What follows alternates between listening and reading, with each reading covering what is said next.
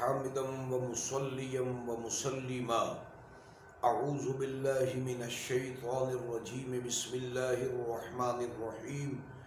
ومن دخله كان آمنا صدق اللہ العظیم۔ معزز ناظرین و سامعین، کچھ عرصہ قبل سعودی عرب کے علماء کی طرف سے یہ بیان جاری کیا گیا ہے کہ حرمین شریفین میں یعنی مکہ مکرمہ اور مدینہ منورہ میں نماز تراویح بھی نہیں ہوگی اور عید بھی نہیں ہوگی۔ لوگ نماز تراویح اور نماز عید گھروں میں ادا کریں گے۔ تو اس سلسلے میں یہ گزارش ہے کہ اللہ تعالیٰ نے مکہ مکرمہ کو اور مدینہ منورہ کو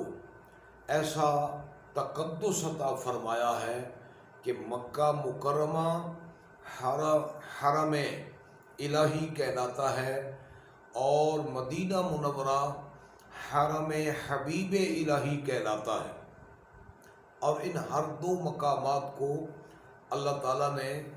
امن، شفا اور برکت کا شرف عطا فرمایا ہے۔ مکہ مکرمہ میں لوگ آتے ہیں، بیت اللہ شریف کی زیارت کرتے ہیں، طواف کرتے ہیں، عمرہ اور حج کی سعادت حاصل کرتے ہیں، اور زمزم شریف ایسا مقدس پانی ہے جسے اللہ تعالیٰ نے ہر بیماری کے لیے شفا بنایا ہے۔ ایسے ہی مدینہ منورہ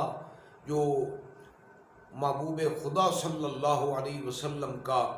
مسکن مبارک ہے، اس کی خاک کو بھی اللہ تعالیٰ نے شفا بنایا ہے، اور حدیث پاک کے مطابق مدینہ منورہ کی برکتیں یہ مکہ مکرمہ کی برکتوں سے بھی 2 گنا زیادہ ہیں، کیونکہ محبوب خدا صلی اللہ علیہ وسلم نے دعا مانگی تھی، اے اللہ جتنی برکتیں تو نے مکہ مکرمہ میں رکھی ہیں اس سے 2 گنا برکتیں مدینہ منورہ کو عطا فرما۔ تو اس صورتحال میں سعودی عرب کے علماء کا یہ فیصلہ انتہائی نامناسب اور شرعی تقاضوں کے خلاف ہے کہ مکہ مکرمہ میں، مدینہ منورہ میں محض ایک وبائی مرض کے خدشے کے پیش نظر تراویح کو بند کرنا،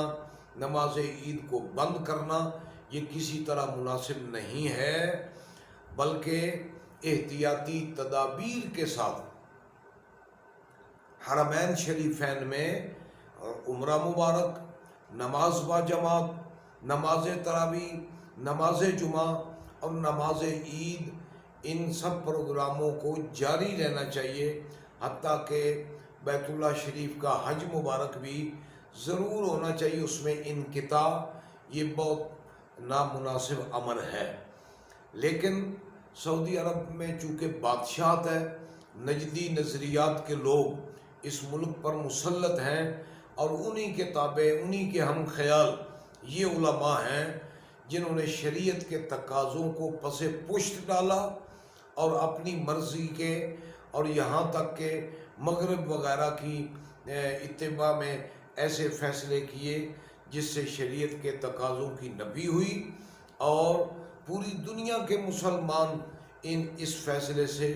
مایوس ہوئے ہیں۔ کیوں؟ اصل تو وجہ یہ ہے کہ یہ یہود و نصارہ کے ساتھ ملنے والے لوگ ہیں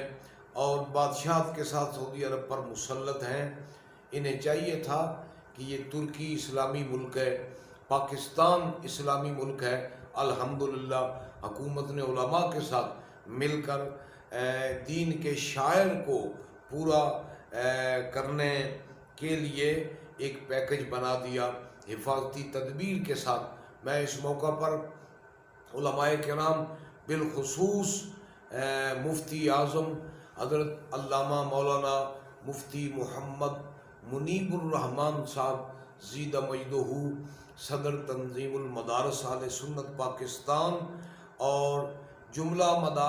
تنظیمات جو ہیں مدارس کی، ان کے وہ مشترکہ بھی صدر ہیں۔ ان حضرات کی کاوشوں سے اور مثبت رائے سے یہ اچھا طریقہ طے پا گیا ہے۔ تو ان سعودی عرب کے علماء کو پاکستان، ترکی، انڈونیشیا اور دیگر اسلامی ممالک کی طرف دیکھنا چاہیے تھا۔ کم از کم ان کا یہ فیصلہ شرعی تقاضوں سے کہیں دور ہے۔ اس موقع پر ہم دعا کریں گے، اے مالک،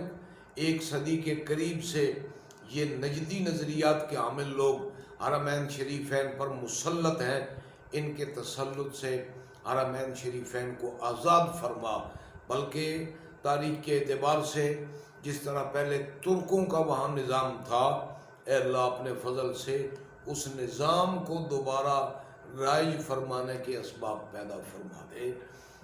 تو اس کے ساتھ ساتھ ایک دوسرا مسئلہ بھی ہے، بہت سارے احباب نے پوچھا ہے کہ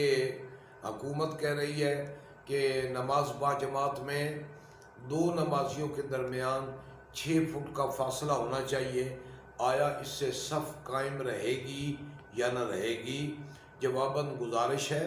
احادیث مبارکہ میں تسویۃ الصفوف کے باب ہیں،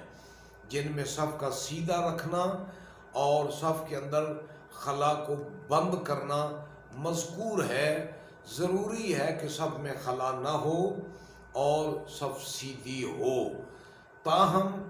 اگر کوئی خدشہ ہے تو اس میں جو زیادہ ایک دوسرے کے ساتھ لوگ مل کر کھڑے ہوتے ہیں اس میں کچھ وقفہ رکھا جائے، لیکن ایسا وقفہ جس میں خلا ہو،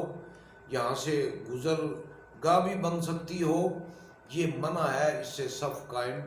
نہیں رہے گی۔ لہذا نماز پڑھنے والے حضرات